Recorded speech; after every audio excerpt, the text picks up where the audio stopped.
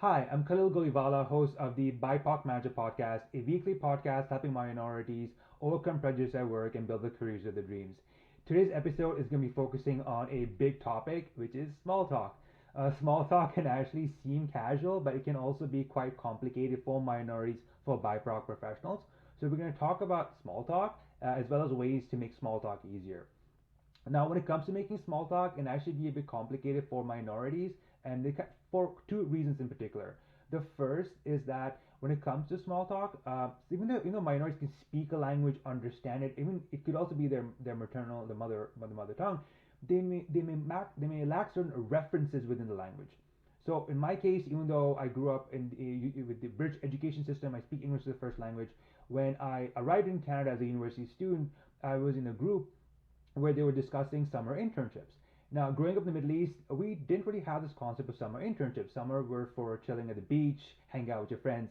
So I immediately understood, even though I spoke the language, there was something within it that kind of separated me and the other people in the conversation. Now, the other reason why small talk can be complicated are actually the topics of small talk. So, in Indian culture and Middle Eastern culture, small talk tends to revolve around the family, tends to revolve around the personal, the private life. Whereas in the West, a lot of small talk tends to focus on what people are doing and what they're working and their professions. So it could be that there's almost a mismatch between the topic of conversation between one culture and the other. Now, when it comes to making small talk, there's sort of two big schools of thought. On one hand, you've got the school of thought as sort of small talk as information transfer, with sort of you're essentially transferring information between two people. And there's the other school of thought that's not as well known of and not as well used, but I find it's far more powerful. And I see that small talk as relationship building. So I'm going to discuss each at a time. Now, when it comes to small talk as information transfer, this is sort of the most common advice we get, right? Stuff like before you go for an event, read up on your trade journals, read up on your news, read up on events or activities in that area. And essentially, when you meet someone, what you're trying to do is you're trying to seem as a person who is in the know, someone who understands the situation, someone who has a background, someone who is an expert.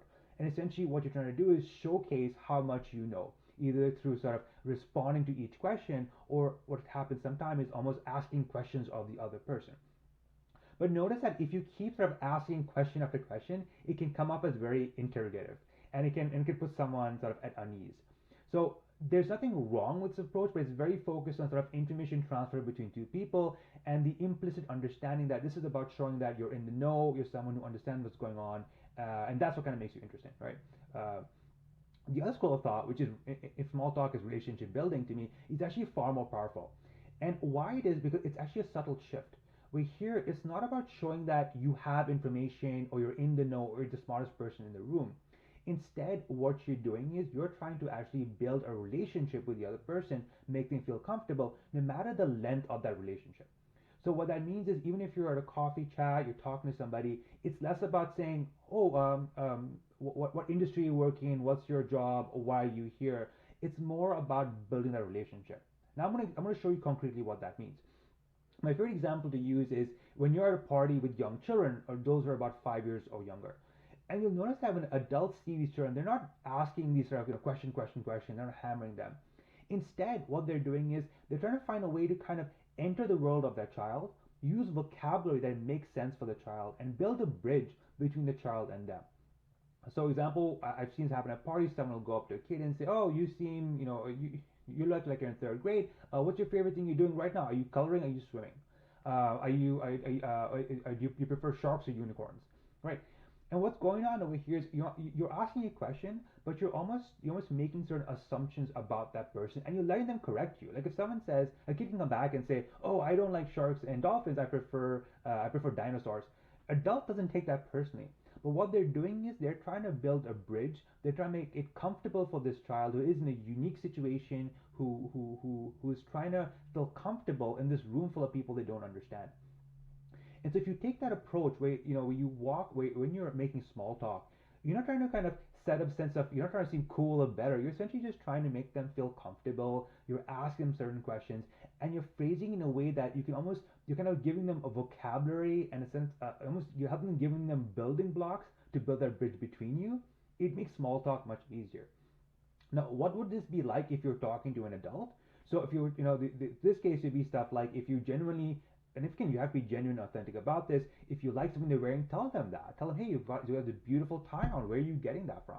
Or you can, or instead of just saying, hey, what session are you attending? You could say something like, oh, I am looking forward to the personal branding session by Marina. It's the main reason why I'm here. You've got to check it out. What about you? Is there anything else you would suggest?